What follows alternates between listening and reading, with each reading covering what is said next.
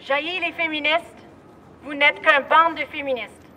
C'est avec ces mots que Marc Lépine nous a donné la clé pour comprendre son crime. La tuerie était un crime politique contre les femmes et les féministes. Il a tué 14 femmes qui étudiaient pour devenir ingénieurs, prêtes à rentrer, à prendre leur place dans un monde d'hommes. Son choix était délibéré et très clair. Il en voulait aux femmes qui contraient la domination masculine et qui ouvraient le chemin de la liberté pour elles et pour toutes. Il a accusé le mouvement féministe d'être responsable pour sa souffrance. Il a puni 14 femmes pour avoir transgressé les règles implicites, celles qui désignent où se trouvait notre place. La tuerie a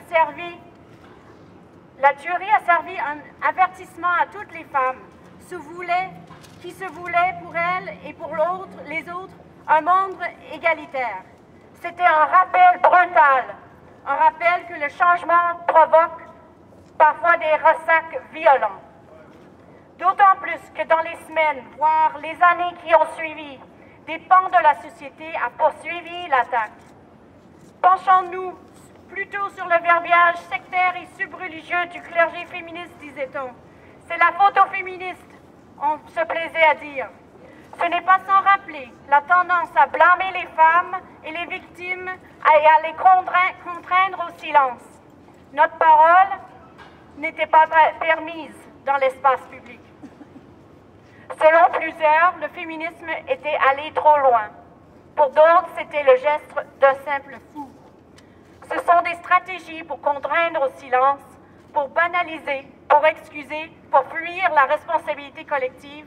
Voilà le terreau de l'impunité. Voilà ce qui permet la violence ciblant les femmes de continuer.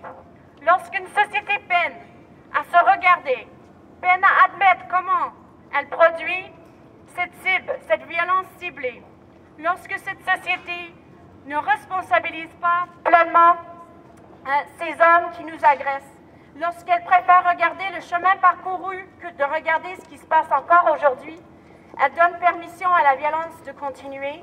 C'est ça l'impunité. Heureusement, le mouvement féministe s'est relevé pour rompre avec le silence, pour remettre en question la banalisation de la violence, pour démasquer le sexisme.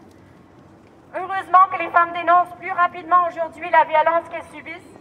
Elles osent se confronter au pouvoir.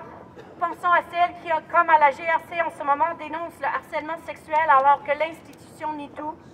Heureusement que des femmes autochtones et leurs alliés non autochtones ont décidé de tenir la société responsable des 600 femmes assassinées et disparues en appelant à la tenue d'une commission d'enquête publique.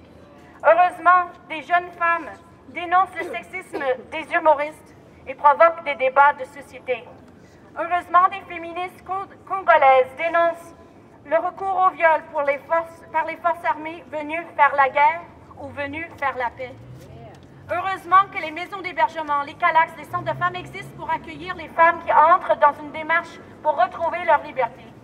Heureusement que 23 ans plus tard, nous continuons à commémorer la tuerie de Polytechnique.